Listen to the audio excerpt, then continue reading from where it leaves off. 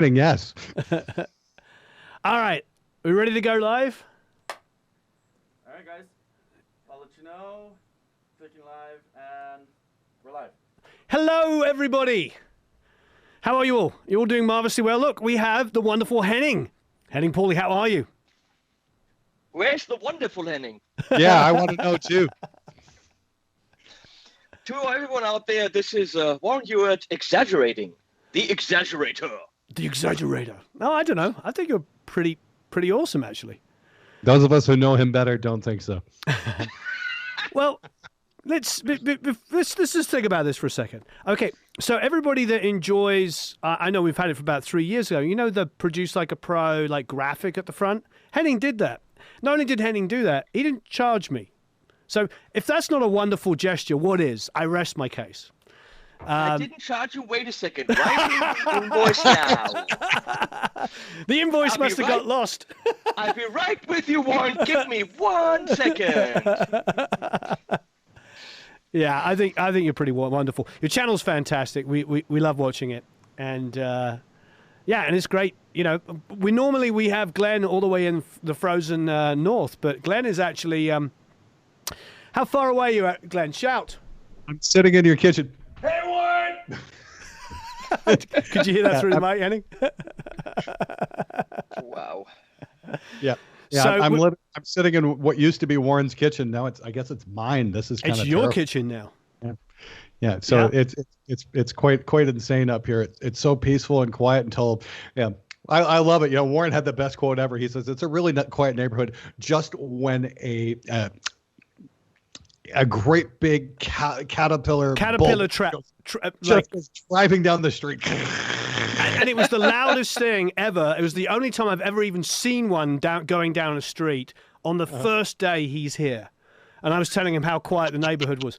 I told my wife about it later, and she's just like, we're all mystified. We're like 8.5 years of living in the canyon, and we'd never had anything beyond like tweeting birds. I mean, for instance, there's 4 hummingbirds at the moment outside where Glenn's sitting. I don't know if he can move his camera, but there's hummingbirds there. I mean, that's what it's normally like, but it's rather peaceful. Except for, yesterday we kept getting buzzed by helicopters and there was a fucking minor earthquake. We did have an earthquake. Not yesterday, day before, but yes. Yeah. I was supposed The thing is, it's rather peaceful, and then Glenn moved in. See, that's when the neighborhood just really went down in pricing. That's when everyone decided to move. Well, hey, then you know what? Affordable housing's a thing that's sadly missing in LA. So I'm glad I could help out.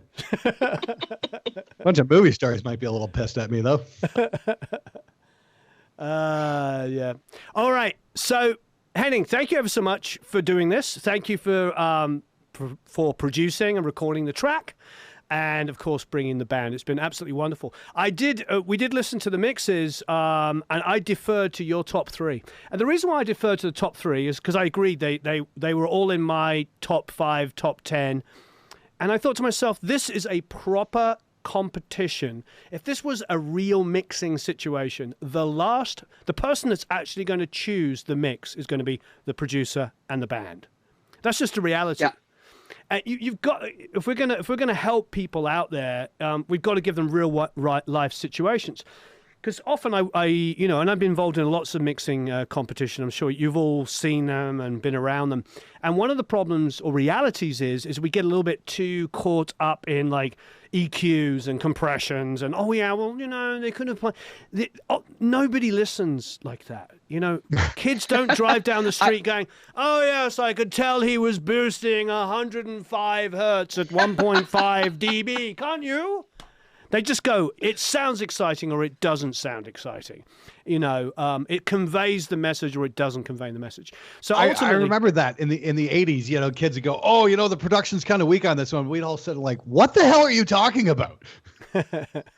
I couldn't agree more. When I was listening, the thing is, as a producer and knowing the band, you have an intent in certain parts. You have an intent in how the drums are supposed to sound.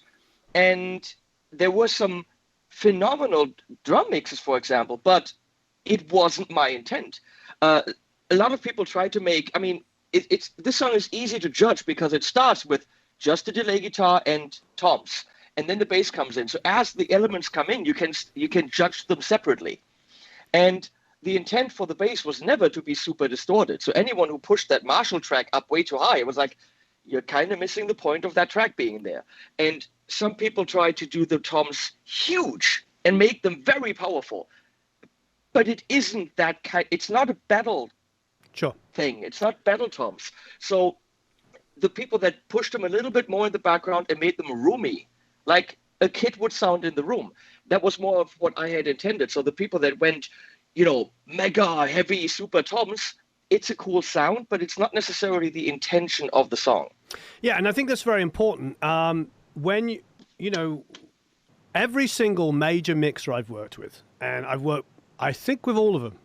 Yeah, all the, Servan's mixed stuff for me, Crystal Algae's mixed stuff for me, Michael Brower's mixed stuff for me, Mark Endo's mixed stuff for me, Spike Stent's mixed stuff for me, Manny Marroquin's mixed stuff. I think I've covered most of the bass. Andy Wallace did some stuff in the 90s for me. So as far as like the big names that you can think of, and then I worked at A&R, so, obviously all of the other mixers mixed other stuff. Every single one of them asked for what is now called the label-approved rough mix. And the reason why they ask for that is they want to make sure that they're not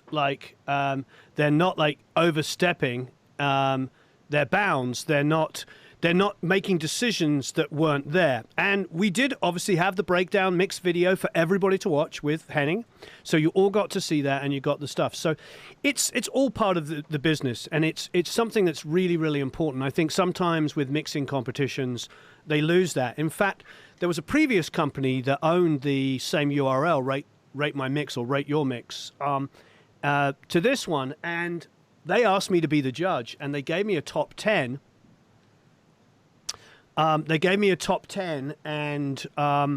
I chose a different top 3 to the other judges, but they had to defer to me. And when they asked me why I chose them, I was like, because these were the 3 most exciting mixes that sounded like a real band playing in a room that really got me amped. And they're like, well, yeah, but the low end. I'm like, who cares? I'm like, this was like blew me away. And it's interesting, having. Well, I think when I first went onto YouTube, I watched a video by somebody very well respected, and I'm no disrespect to them, but they said, they talked about mixing everything so it could all be heard evenly, and I'm like, no, it's not. It's like, does it make it? Are you supporting the song and the excitement? So, this is a big reason why we do this. We're not only helping people and giving them multi-tracks and helping help them grow in their careers and giving them opportunities to win great prizes, of course. We're also really showing them what it's like to mix for a band. The number was, I'm going to read it out to you, 6,725. This is from Matt. 6,725 total people joined the mix competition. So we are teaching 6,725 people what it's like to mix a band and have a producer and a band listen to your mix and decide whether your mix is the mix they're going to choose. And that is the real world. It's not a competition on flattening out the 60 hertz. It's not that. It's like, will this band hire you? So the top 3 that Henning came up with is based on whether he's going to hire you and whether you're going to get the gig. And I think that is the most realistic thing. And it's been a lot of fun, Jake Pole says, when are we going to hear Glenn's mix? Yeah, I'm still waiting for that. I did a live stream. No, you did a live stream, and I was very excited with what you did in the live stream to the drums. You did some really cool stuff to the snare. I watched the whole thing, and it was very cool. And then that was it. It was like you started treating the drums, and then it stopped. Yeah, full mix, man. Because there's so much detail in all these guitar tracks. Again, what you got out of the drums, I was very impressed with. Really cool. If you had given me dry tracks, imagine what I would have got out of the guitars. What do you mean dry tracks? Okay, I'm going to get into this for 1 second. What producer sits in the studio with the band and guitar players and amazing amps and hones in on a sound? It's not the mix engineer's job to pick the guitar sound. I'm sorry, Glenn. this might be the thing in metal, and I get this with reamping, but in a song like this, never in a million years would I give anyone a DI signal to then. That's a big decision what guitar amp you use. And this is a decision I make as a producer with the band, not the mix engineer. Those guitar sounds were kick-ass. I mean, I don't have shitty amps. No, you don't. Okay? So never said you did. I would never want you to say, let's send that to the ref. We slaved, if you look at these sessions, we slaved over it. So this whole having DI tracks, I'm big time against it. If you have a competent producer, Warren, would you give a mix engineer DI tracks so they could put their own amp on it? Very rarely. I've done it on request, but very rarely. I give them what I intended to do. I mean, I don't want to sound anything other than honest, but when I make a record, I try to record it the way I want to hear it. That's just what that's what I was taught, I suppose, but more importantly, it's what I've always wanted to do. When I put a record on as a kid, I don't know about everybody else here. I didn't know there was all these layers of things. I just thought people were in a room recording, and an engineer, a recording person that I didn't even know what the title was at the time, captured these incredible performances. I wanted to believe that the sound of the drums of, the sound of the drums of Roger Taylor or John Bonham or any of Nick Mason was the sound of the drums in the room. And quite often it was, and they embellished maybe, but the reality was like, that's the records I wanted to make. So giving somebody a DI is not a bad idea if you're completely unsure of what you're doing or you want to give an option, because I like to do funny things with DIs. But ultimately, I do, as an engineer, forget producer, as an engineer, pride myself on capturing really great sounds and hoping, that I do know there's a mixed breakdown. Did we do How to Save a Life or You Found Me? I think we did You Found Me by The Fray. Honest to God, go and find that, and you'll hear all faders up. It sounds like the record. It sounds like the record because we didn't do that many overdubs. And every single thing that we did, we chose the guitar sound. We captured it with the right mics, and we compressed it in the way we wanted it to be. And it pretty much sounds like the record straight off. Anyway. That's exactly my point. You will actually see in the sessions where we might start with the guitars and then do other stuff, and we go back, erase them, and pick a different sound because we made the wrong choice, and then we just record it again, but we record it with the right sound. And I actually usually go, you will find very, very, very, very little automation on my mixes. You will see all faders at 0, and I really actually do it by recording it the way that I want to record it, where it's supposed to sit in the mix, by recording it that way. I don't really mix. All my guitars are at 0, left and right. I do nothing to them. Yep. But as people are pointing out, there was remixes done, and if your remix was like completely off the charts and life-changing, it could make it into a make it into a finals. Of course, I mean, at the end of the day, it is about making sure that the artist and the producer is happy. And of course, the record label, if you're in that thing, that's the only discussion. I mean, that's really what it is about: is making sure they love what you're doing. You can argue left, right, and center, but remember also, Henning didn't. We went through 6,000 odd mixes and narrowed it down. So by the time it got to Glenn and Henning, it was the best of the best. Anyway, let's listen to some songs. Let's go over to Chrome here. So we ended up with a top 6. We have the top 3, and these 3 here are our sort of runners-up. And what we're going to do is we're going to give away all of the digital prizes that we're doing. So you're going to get all the Lancaster Audio, Impulse Responses, Pro Mix Academy, all of the courses. I think it's about $1,500. $2,000 worth of courses, might be more by now, and membership to Produce Like a Pro. So you're going to get all of the digital things. It's tough to narrow anything down, but this is where we ended up. So let's check out this first one here. This is Jim from France, and Campaign Like Clockwork, of course. No thanks, don't want to take the survey. God bless SoundCloud. All right, I'm going to mute my mic. Whoops, I just opened up OBS by mistake because it's black. I'm muting my mic, and we'll give it a listen.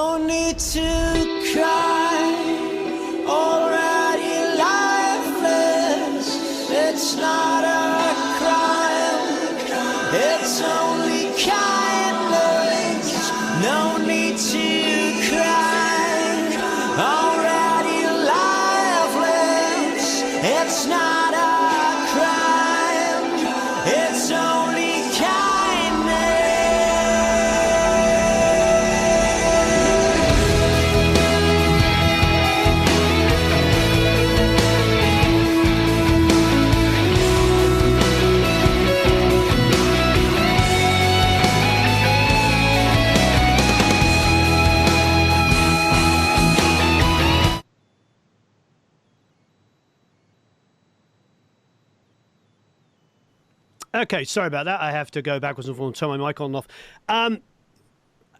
We'll go all the way through to the solo. We'll hear a bit of the solo. I think, you know, if that's okay with everybody.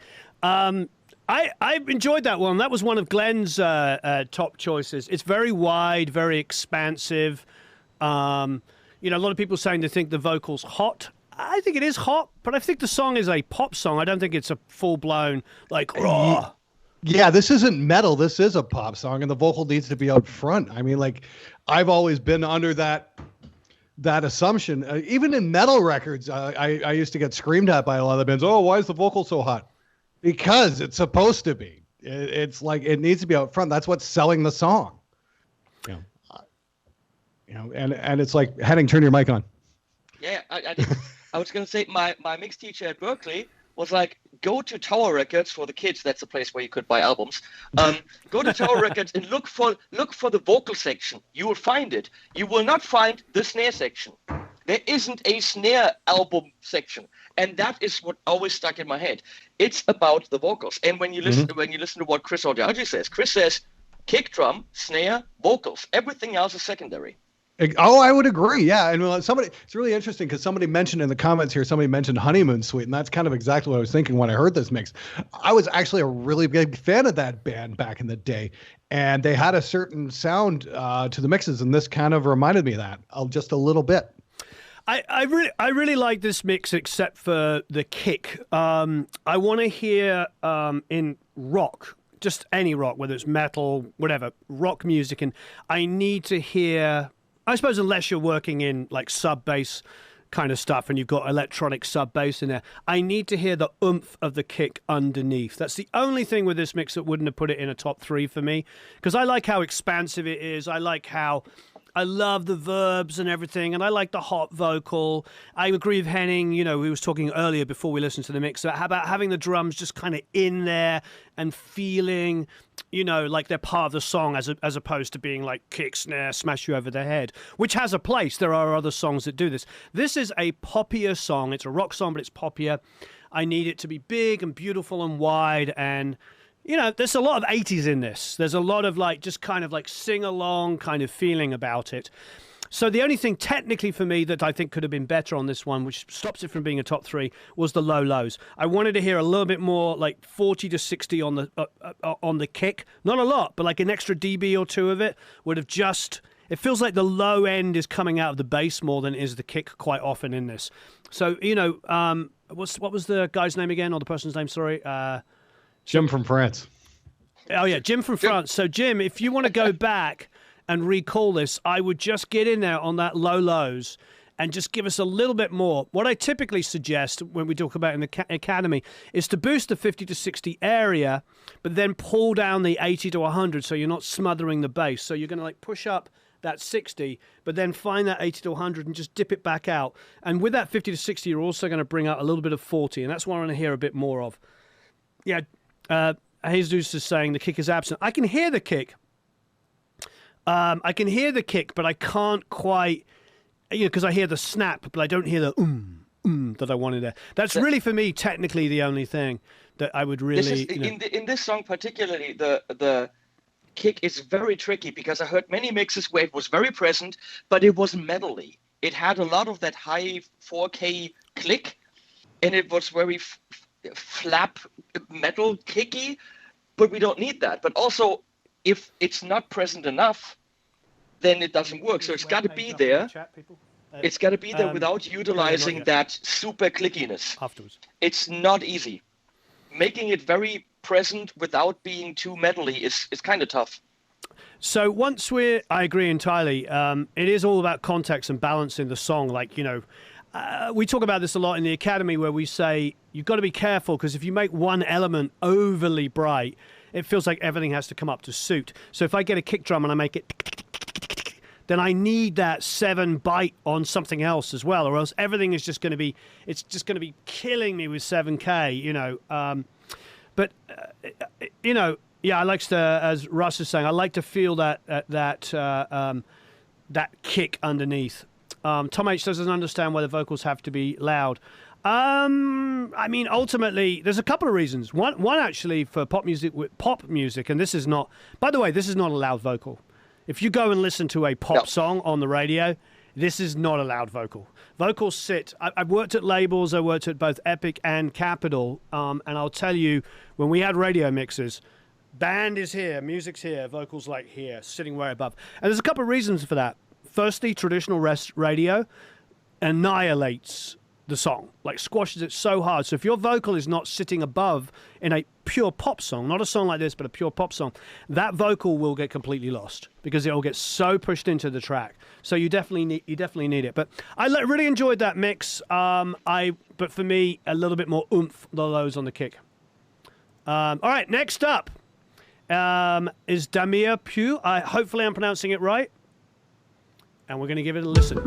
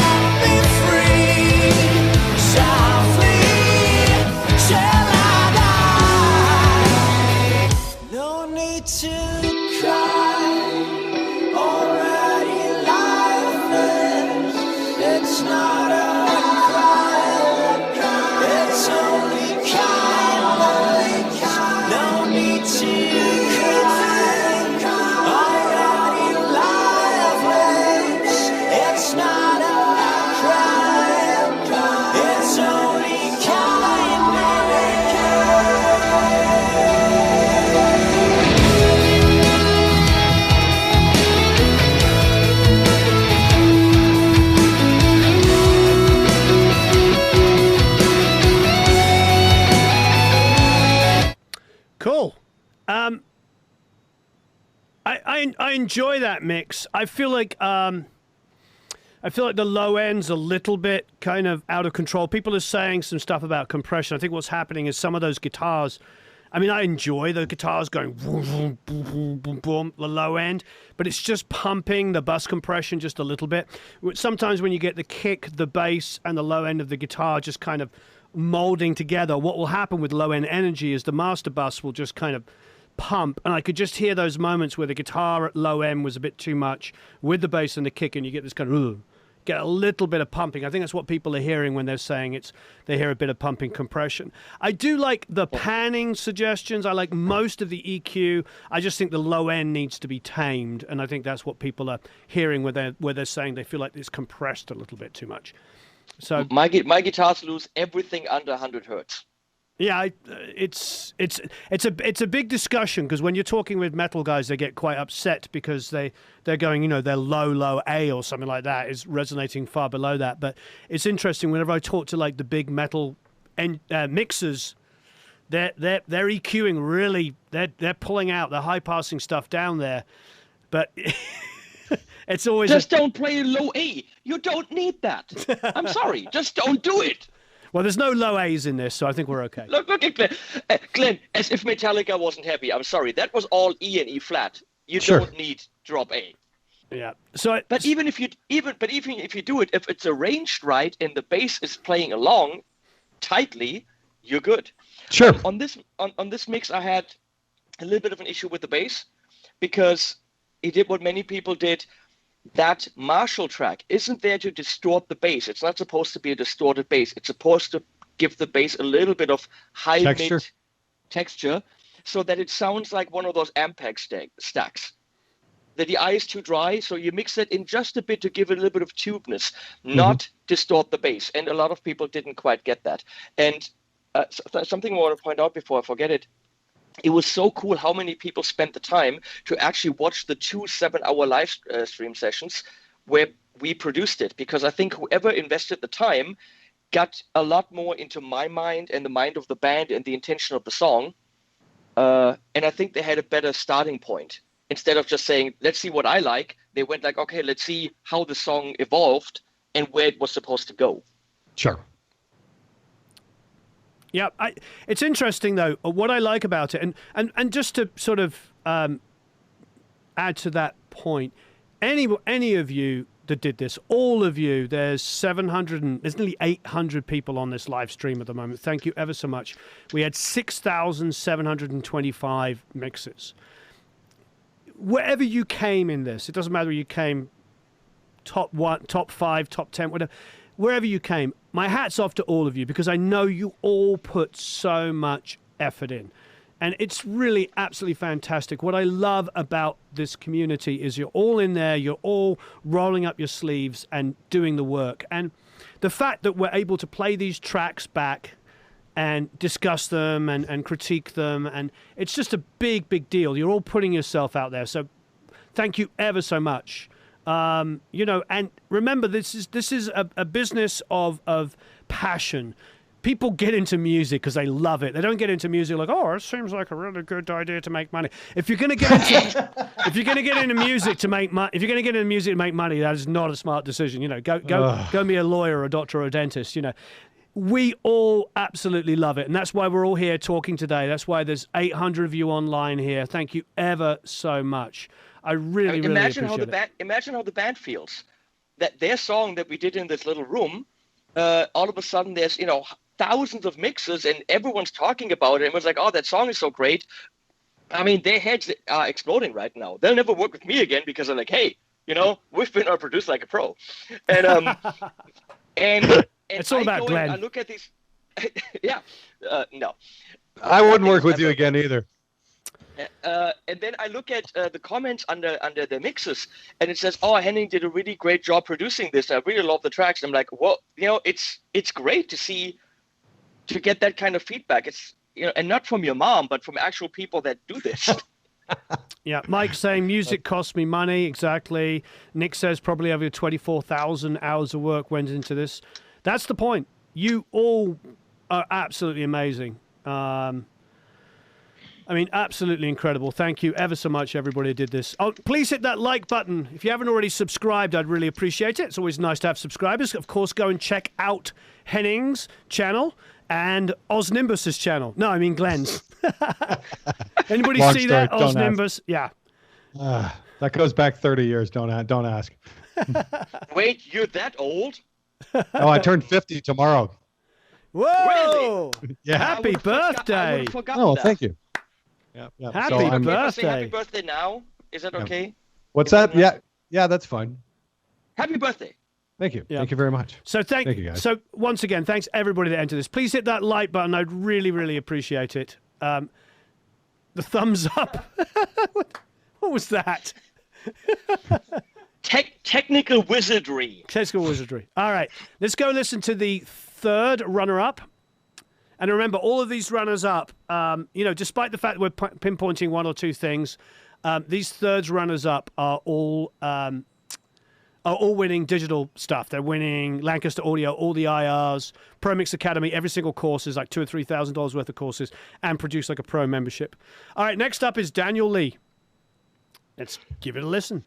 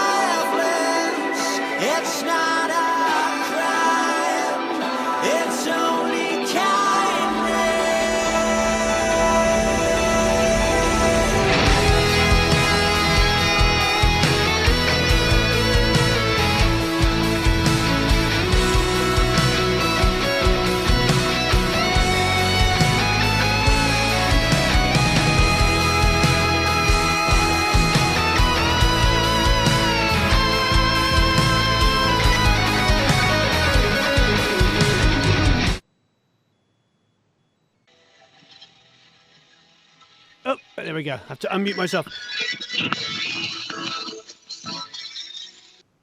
So I enjoyed that one a lot. The beginning of that song was definitely the best beginning of all the mixes we've listened to. I mean, we'd all agree on that. The toms were beautiful.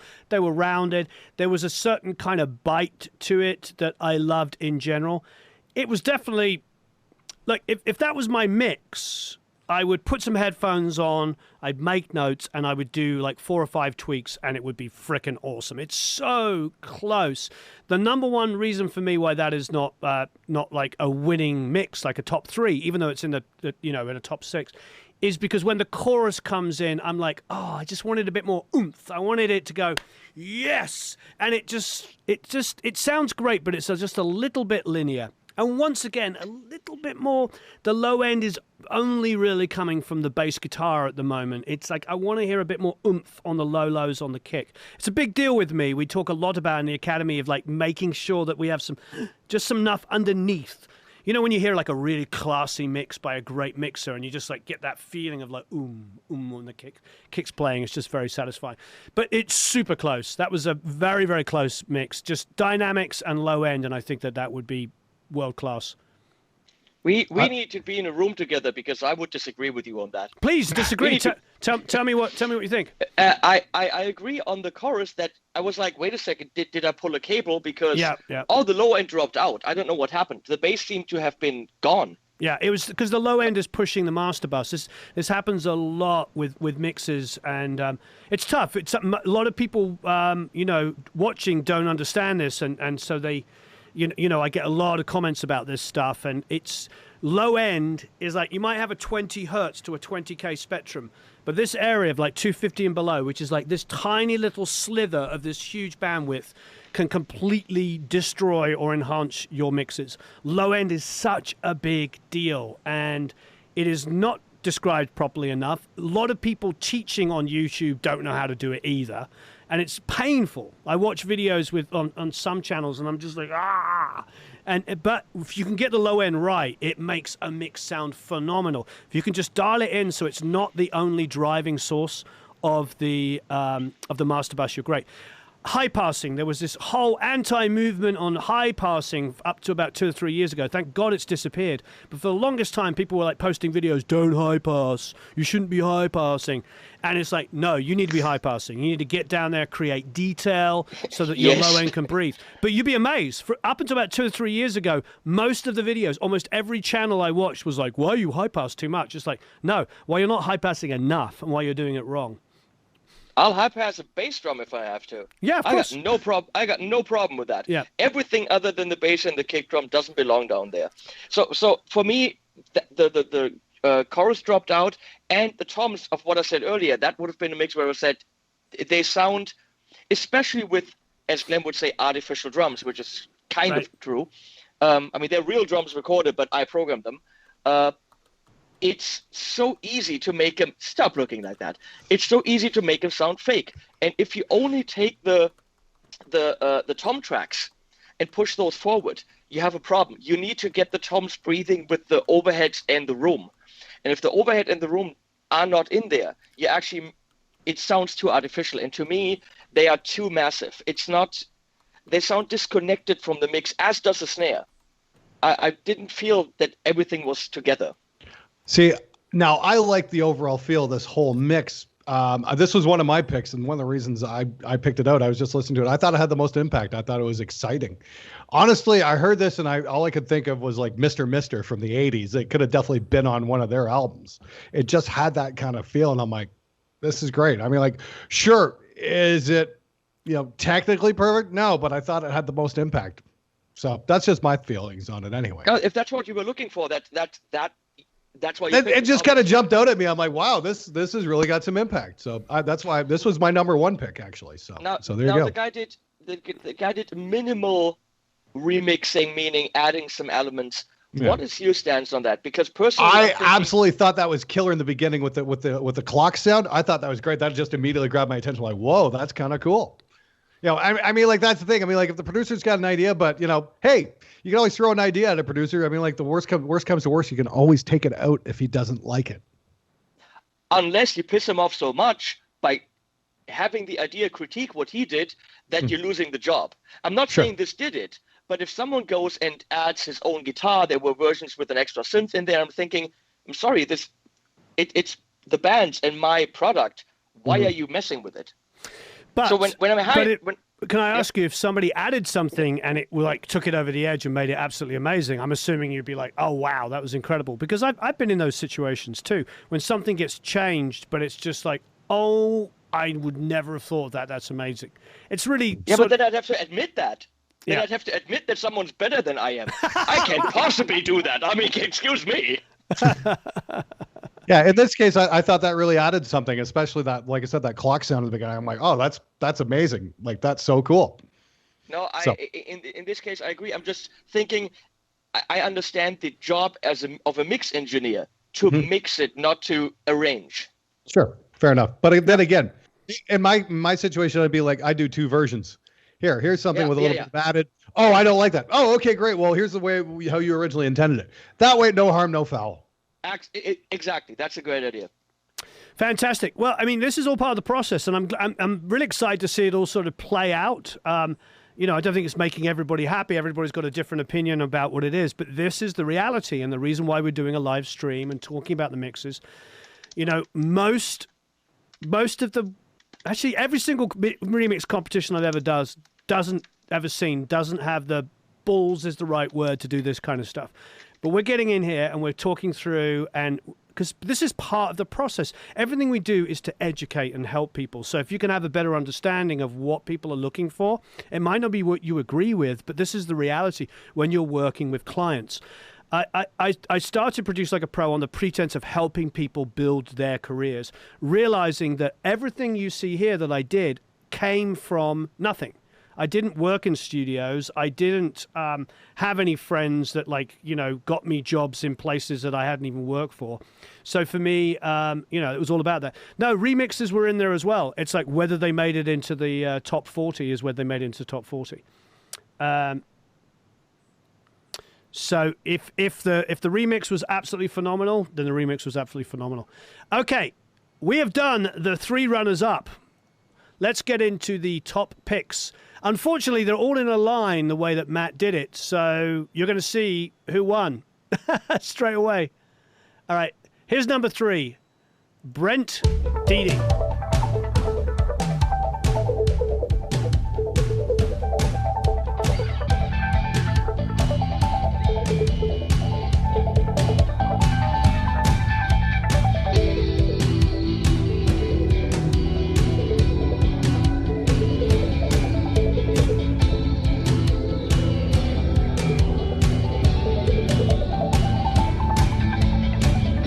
Darkness, silent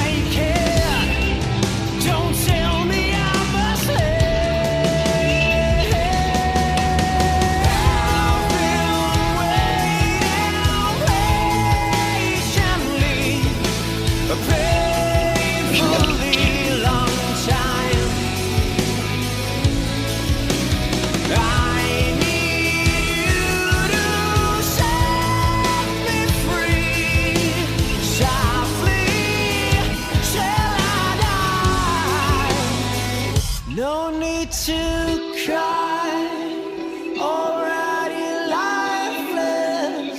It's not a crime. It's only kindness. No need to cry. Already lifeless. It's not a crime. It's only kindness.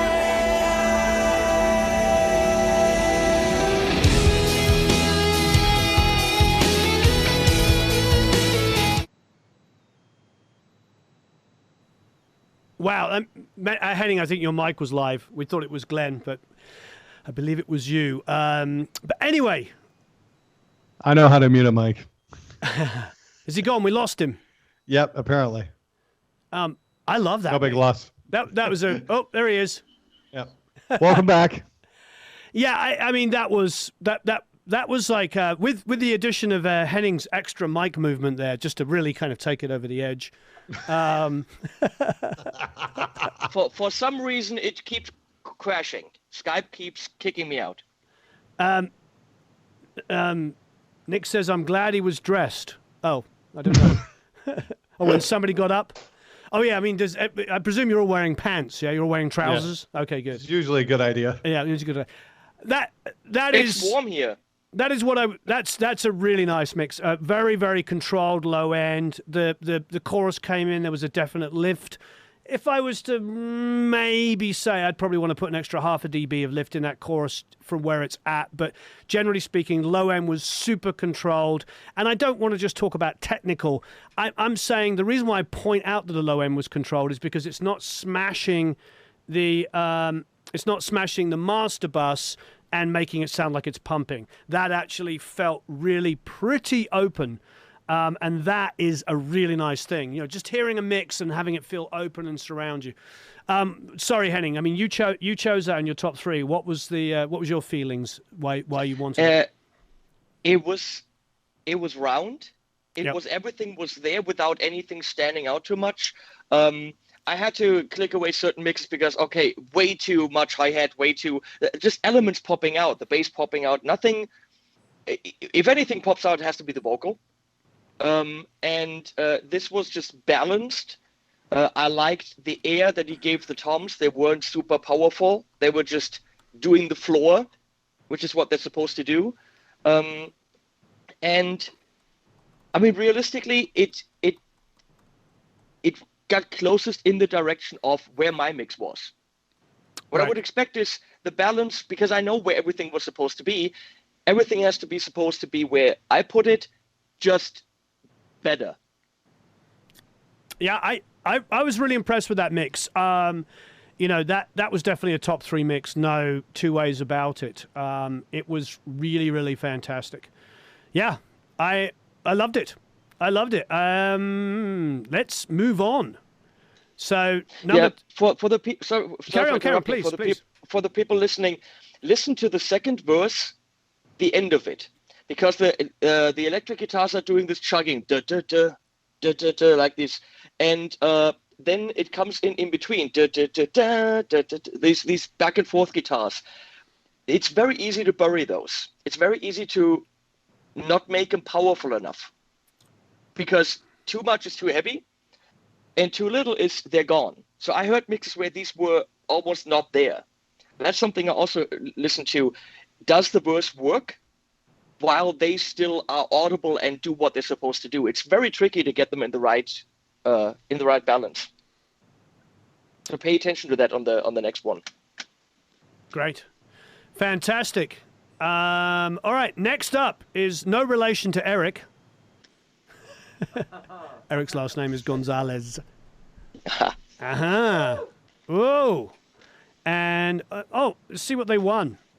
They won 440 Pure Lewitt. Oh, we should do that. Sorry, sponsor people. Let's call out, because the prizes are pretty... So the third prize, Brent Didi or Deddy. Hopefully I didn't mash up your name. I apologize, Brent. One, a Lewitt LCT 240, a pair of Cali LP6s, Audient Evo 4, The Odyssey ISIN 10 Odyssey headphones are fantastic. Where are mine? Where are my Odysseys? I should be wearing them. The Reveal Plus bundle, really great company that are doing the kind of virtual studio. In fact, actually, my studio's modeled in there. And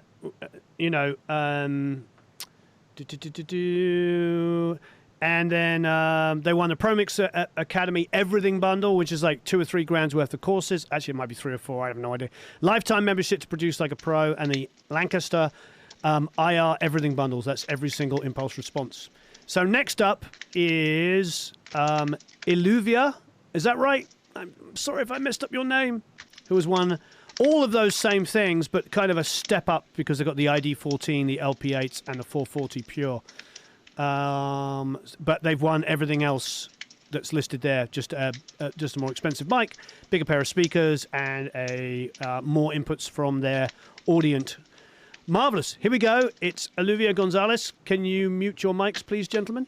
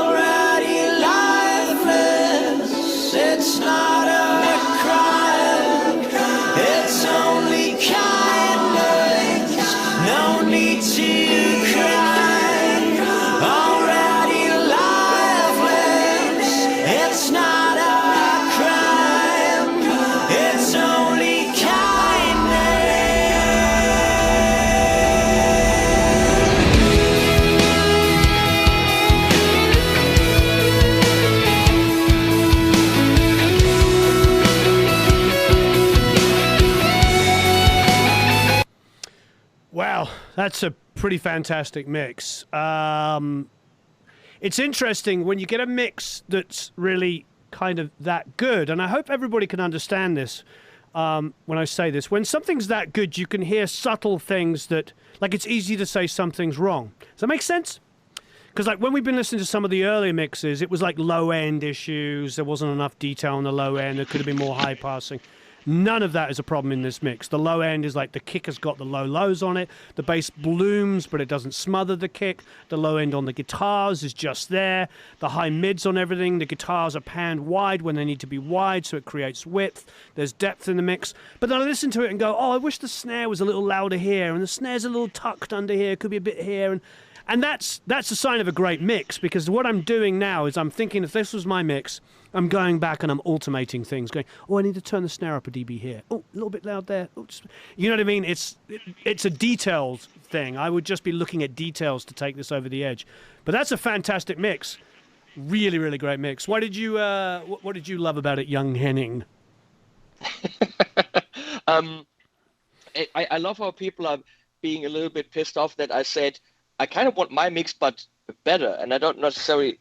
the thing is, I think this is the real world. This is the real world. That is the real world. Somebody sends you their mix, and you have to take what it is and make it better still. That's it. Not different. Because if I wanted it different, I would have sat here and made it different. If I wanted certain guitars to be super blown up and loud, or have some mega effect on it that's very different, I would have done this. I mean... Yeah. I'm not a dumbass. I would, but I need someone with the expertise to do what he did to the snare, to do what he did to the kick, to make what my idea, but make it better. Yeah, I would say one more time though, for anybody watching this, because I appreciate your opinion, because that is basically every single major producer and engineer. That's what happens when we send stuff out to mixers. That's what always happens. But I want to say something to everybody here. I agree with Henning, and he is 100% right. But he's also, I guarantee, if somebody had done something different that was mind-blogglingly, brilliantly amazing, it would have won. So bear that in mind. The problem is, I think sometimes is not the problem. The reality is sometimes we take a left turn and we do something different because we're trying to compensate for the fact that we can't do some of the other things. People send me mixes sometimes to critique, and I'm like, yeah, it's really cool that you did this great EDM break, and I never would have thought of it, and it's absolutely amazing. However, the other 90% of the song isn't mixed very well. So bear that in mind. Like, if you had, because people use it as an emotional crutch. Well, I didn't do that. My vocal was lower. Yeah, but if your vocal was lower and the rest of it sounded absolutely amazing, it could still have won, because it would have been like, wow, it's a different interpretation, but it works really well. It becomes like this emotional crutch where we go, whoa, I didn't do that, and I didn't think. It's like, yeah, you could have done something different, and if it was amazing, it wins. Amazing always wins. Best sounding. If you know what I mean, this is something I've noticed with mixed competitions, is like we get a little bit hung up on deciding, you know, using it as a crutch to say that that's the reason why we didn't win. I think if you win, it's because the mix is phenomenal under any circumstance. It's the one that you would want to listen to. Yep. As a producer, looking at a mix engineer, for me, it's the same as looking at a vocalist. And let's say I wrote the song with someone, but I have a vocalist interpret it. I worked with Saf Jordan, mind-blowing Canadian vocalist. And I sent her me singing the song. And that was obviously horrible because I'm a bad vocalist.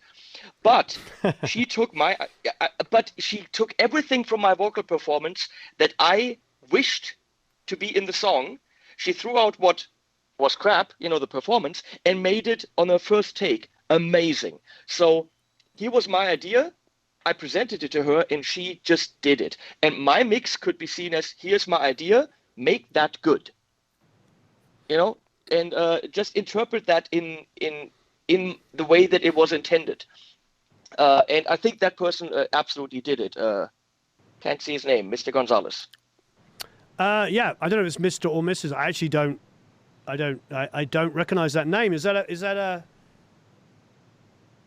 You're Latino, Eric. You can tell us. I've got to say that's the first time seeing that name. You've never seen that name either. Yeah. Well, whether it's a man or a woman, congratulations. Alexis as well is also a man or a woman's name. We don't make any assumptions.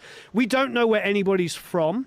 The guys are very aware of this. One of the biggest thing about doing these mixed competitions and all the competitions we do, every single competition we do, I have to say this, is we only ship worldwide. Only. We ship worldwide. So people that have won, it doesn't matter if you're in Africa, you're in Brazil, you're in Australia. The reason why I say those countries is because those are the ones that have always been difficult to ship to. We will ship, and we have, and we will continue to. So we choose them, and then we figure it out afterwards. And sometimes it means that we have to pay out of pocket. I'll pay out of pocket to ship something, but that's just what you do. The whole idea of doing a worldwide mixing competition is to make it worldwide. You know, so that's clever. Yeah, that's clever. Yeah. That's why you're the boss.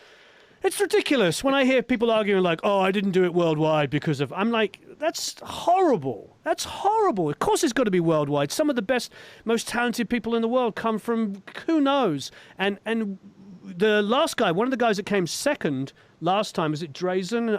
And he did a really good mix. Made it into top 40, but didn't make it into top 10. He did a really great job. Yeah, that was actually good. I got to say that. I heard it. It was good. It was good. So Drazen's mix was absolutely fantastic. Didn't make it in the top 6 this time. But still amazing. He got front cover of a national magazine, national paper, and went on TV. He lives in Bosnia-Herzegovina. I mean, that is why we do this. We help people and elevate them all over it. So again, though, all back to everybody here. Thank you, everyone that got involved here.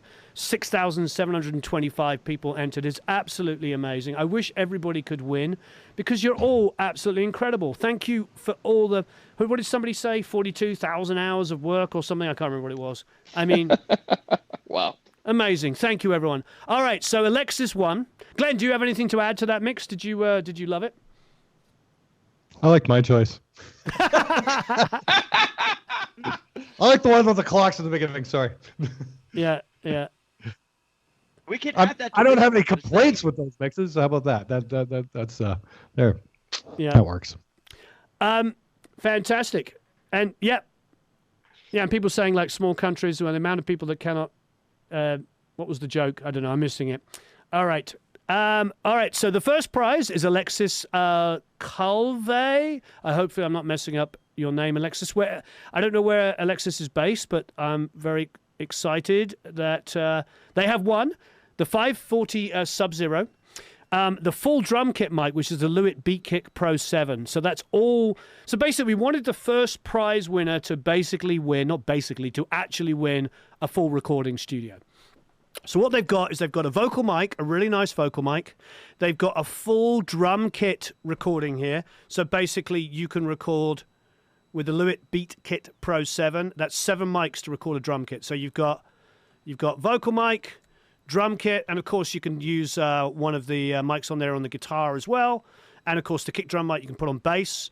Then we've got the Stealth Sonics. These are in-ear monitors, custom made. So what they will do is they will go to a earologist. That's not the right word, but I just made it up.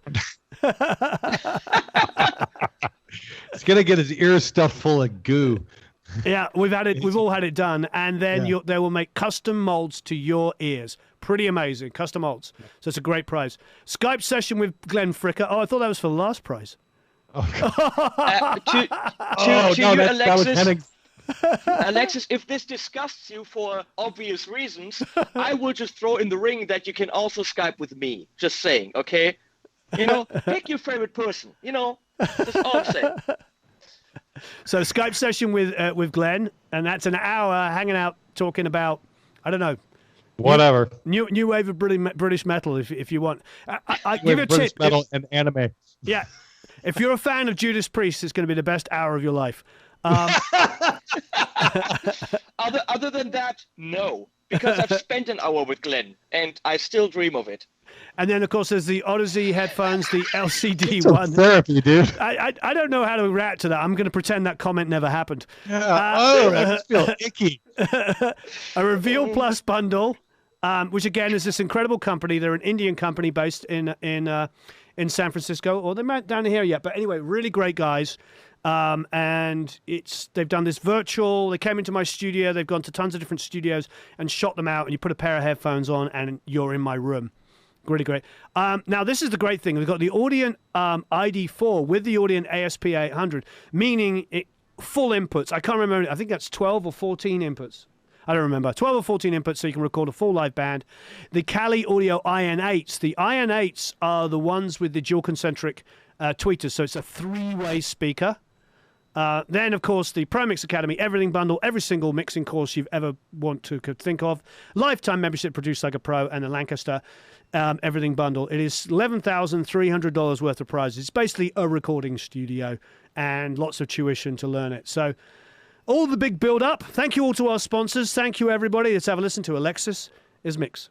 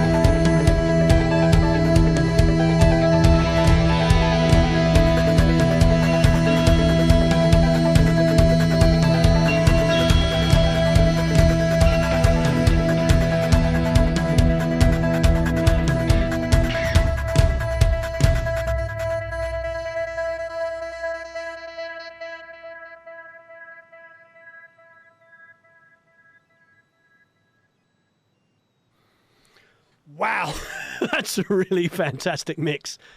That's a really, really fantastic mix. It's interesting because the second to last one, I loved it, and I was thinking to myself, oh, it's gonna be hard to beat, but just the snares needs to to be ridden here and there. I was thinking that we talked about that. This one came in like the snare placement was just there the whole time, and it had that beautiful almost SSL pa to it the whole time. If I had mixed that, I'd be really happy. Really happy. And I love the stereo width of it and the depth. To me, it's like wide, deep, underneath, just a little bit of subbiness on the kick. That's what I'm listening for. I'm always looking for a tiny bit of sub on the low, some hard left and right, and some front to back, and excitement going on, and wow. Wonderful work. I mean, I'm all those things, I'm sure exactly why you chose it. So... that's a fantastic mix. That's what I would want to put. I mean, I can't put it on the album because then it's going to be better than the other songs. So it'll it'll totally fall out of place. But as someone pointed out, and you pointed out, if we ever do a music video for it, that should be the mix. Yeah. Can you do it as a bonus track on the album on Spotify? We absolutely will. Yeah. So we just have to, Alexis out there, send us the file. Actually, I might have we need the file. Yeah, we need WAV files. Alexis, send in the WAV files. That's a fantastic mix. Look, I'm going to be an arse. I've worked with all the biggest frickin' mixers in the world. All of them. And that's as good as any of them. That is an amazing mix. It's a really, really good mix. Everybody's got their opinions, and that's absolutely fine. But I'm just telling you from what the world I've lived in, I've done albums where we've done 13 recalls of songs that you've heard on the radio. 13 recalls to get them like that. So great work. Considering that went through no process, Alexis has not spoken to anybody and got any feedback. Nobody got any feedback. This is the first time to get that good straight off is amazing. And Peter says, yeah, this is the truth. It's much better than the record. Absolutely amazing. Glenn, you happy with that one? You still think your three were better choices? Them's fighting words, Warren. That was a I still like mix. one of mine. You know what I mean? I'm like, it's like I was hearing things I liked, and I was hearing things I didn't like. But again, that's all down to personal taste at this point. You know what I mean? But then again, I haven't got any hit records, so not necessarily my particular genre that I'm looking for. You know what I mean? It's like if we were doing a metal mix, I might have a bit more bigger opinion on this. There was the thing is, you like what you like. I mean, the thing is. Yeah. It's your opinion is valid because you like what you like. You can't like what I like. Yeah. I know that you like more low end. Every time I look at one of your amps, the low end and the resonance is cranked up all the freaking way. Every single. No, they're not. Every single time in every video, everything. Liar! Reflective forehead on fire. You don't know what a high pass filter is. Oh, bullshit. I high pass my leads all the way up to 350, sometimes 400 hertz. I'll high pass my overheads up to 600. You know what I mean? I know what a high pass. My point is, it's a taste. You like what you like, and Yeah. In this case, I think it's absolutely phenomenal. And once again, thanks obviously to all of the sponsors. Yeah. I mean, they gave us the prizes. There was no, just so people know, no money changes hands on this. Nobody got paid. Where is it? What? Sorry. What? No money changes hands on this. We don't charge the manufacturers. The manufacturers gift all this stuff. They all agree that it has to be shipped worldwide. Every single one of them is a prerequisite. It was the same with the last competition. They don't give us any money. We pay all our own expenses. This is all done for the pure and unadulterated reason of just helping people out and getting people to be recognized. And it's been really successful. I'd love to know where Alexis is based. Maybe we could do a little bit of research. We didn't really think about that until afterwards, but it's really, really important. The reasons behind this is what we want to walk the walk and talk the talk. This is a global community. We want to help everybody. So I think, Eric, can you ask whether we can get that top 40 together? I think we had a top, we had a top 100 that was the last thing. Was it 96? It was like we went from 6,725 to like the top 96. 97. 97. Okay, we could probably do top 97. I think trying to whittle it down to 40 would cause too many hours of work and fighting. So that was a fantastic mix, Alexis. I don't know if Alexis is on. If you're here, congratulations. Do me all a favor. There's 600 plus people. Can you all hit the like button? Can you show you appreciate everything? Because this is fantastic that these gentlemen over here, took time out to do this. That Henning very, very graciously, with his band that he produced, gave us the multi-tracks for free. Everybody's donating their time for free to do this. It is really important. And thank you everyone that entered and spent hours doing mixes. It's really, really amazing. And to put yourself out here. Can you all go to my channel and hit subscribe? Yep, go to his channel. They're probably all like... that would be good. That would be really good. Because then I get something out of this, other than the enjoyment of, everyone having mixed those tracks. And trust me, when you know that many people are looking at your tracks, maybe not you, Warren, because, you're up there, but you're nervous. I look through the things, I'm like, I don't want anyone to see this. It's scary. I'm sure the guys can put it underneath the video, but for those of you that aren't already subscribers, I'm sure a lot of people are already obviously your subscribers, but probably. Give me a second.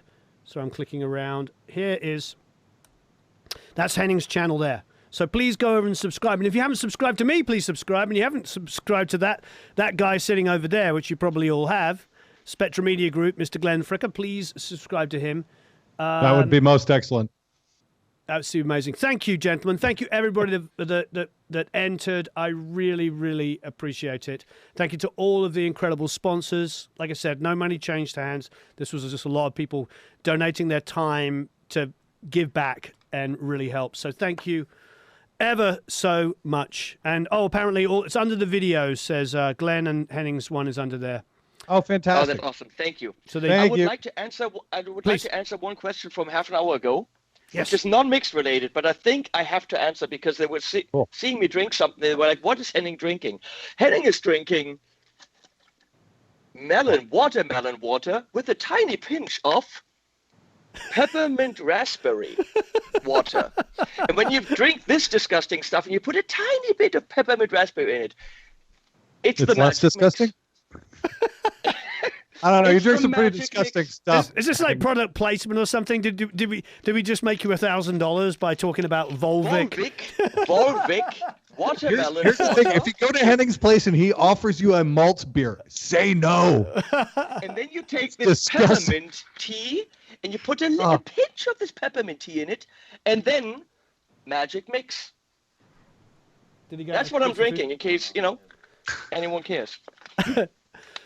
Well, this has been a lot of fun. Please hit the like button. Please subscribe. Please buy Glenning's Volvic melon water.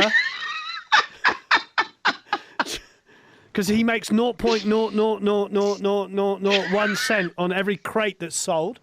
So apparently he's going to make $5 in the next 50 years. So Paul Lucas says that sounds disgusting. Ross says that's the taste of a new generation. And Tyman says, I thought it was alcohol. And Nick says, disclaimer, it causes baldness. Nice. It causes baldness everywhere, so top to bottom. And I don't drink alcohol ever, so no. Yep. Well, fantastic. Well, go back, check out we'll do the top 97. There was a lot of remixes that made it into the top 97, but 96 or whatever it was. But we didn't get like. Am I sponsored by PG Tips? I wish I was.